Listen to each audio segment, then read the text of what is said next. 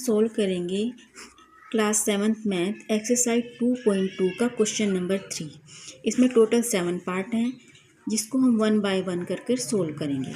अब हम सोल्व करते हैं क्वेश्चन नंबर, इसका फर्स्ट पार्ट 2/5 इंटू 5 इंटू 1/4। ये तो हमारा सिंपल है, इसको हम सिंपल फ्रैक्शन में कन्वर्ट करेंगे। 4 5 जा 20 और 1 21/4। अब इन दोनों को मल्टीप्लाई करेंगे 2 इंटू 21, फिर इन दोनों को मल्टीप्लाई करेंगे 5 इंटू 4। यहाँ पर मल्टीप्लाई करके आएगा 42/20। अब इनको कैंसिल करेंगे तो आएगा 2 इंटू 2 पार्ट सोल्व करेंगे 6 इंटू 2/5 इंटू 7/9। 5 6 जा 30 और 2 उसमें प्लस करेंगे 32/5 आ जाएगा इंटू 7 9। 32 को 7 से मल्टीप्लाई करेंगे तो आएगा 224/5 9 जा 45। फिर इनको कैंसिल करेंगे तो हमारा आंसर आ जाएगा 4 इंटू 44/45। सोल्व करेंगे 3/2 इंटू 5 इंटू 1/3। 5 3 जा 15 और 1 16/3। अब इन दोनों को मल्टीप्लाई करेंगे 48 आएगा। 48 इन दोनों को मल्टीप्लाई करेंगे 6 आएगा, फिर इनको कैंसिल करेंगे तो 8 आंसर आएगा। अब इसका नेक्स्ट पार्ट सोल्व करेंगे, फोर्थ पार्ट 5/6 इंटू 2 इंटू 3/7। 5/6 7 2 जा 14 और 3 17/7। अब इन दोनों को मल्टीप्लाई करेंगे तो 85 आएगा और इन दोनों को मल्टीप्लाई करेंगे तो 42 आएगा। अब इनको कैंसिल करेंगे तो 2 इंटू 1/42 आंसर आएगा।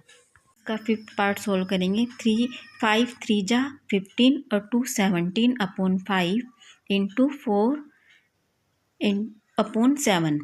अब इन दोनों को मल्टीप्लाई करेंगे तो 68 आएगा। इन दोनों को मल्टीप्लाई करेंगे तो 35 आएगा।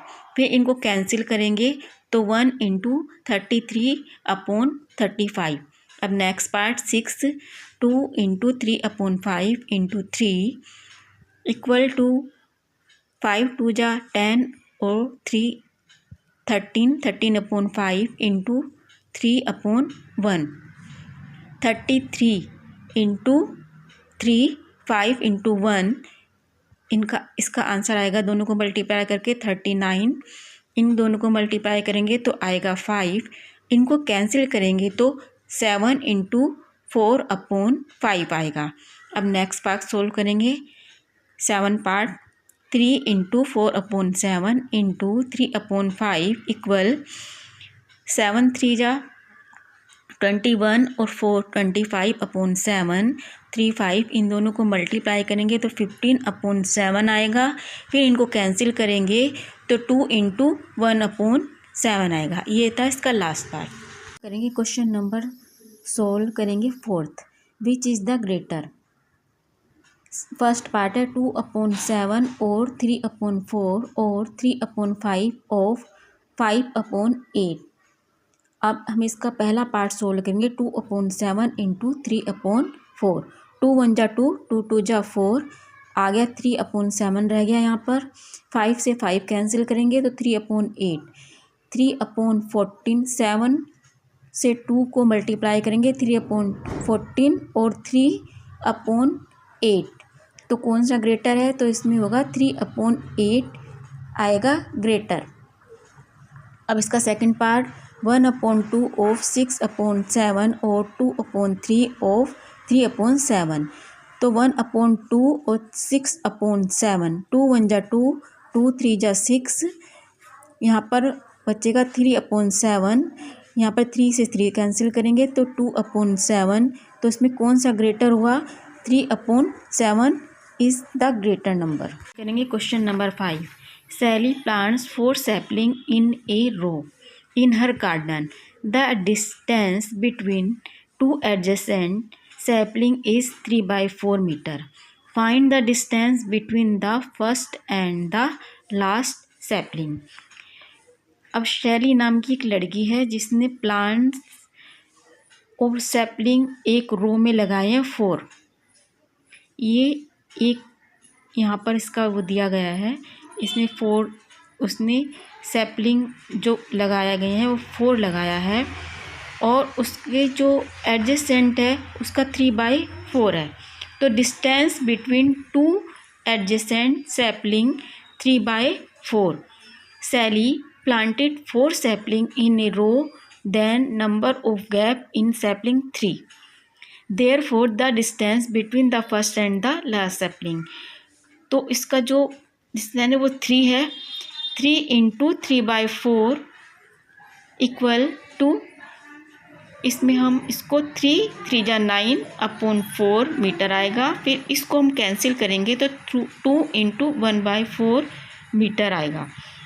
Thus the distance between the first and the last sapling in 2 × 1/4 मीटर। सॉल्व करेंगे question number 6। Lipika reads a book for 1 × 3/4 hours every day. She reads the entire book in 6 days. How many hours in all were required by her to read the book? Time taken by Lipika to read a book 1 × 3/4 hours. She reads entire book in 6 days. Now total hours taken by her read the entire book 3/4 equal to, पहले इसको solve करेंगे। 4 1 जा 4 और 3 7, 7/4 × 6, 2 2 जा 4, 2 3 जा 6, 7 3 जा 21 upon 2, 2 1 जा 2 और 2 10 जा 20, तो 10 × 1/2 होर्स आंसर आएगा। Question number 7 solve. Question number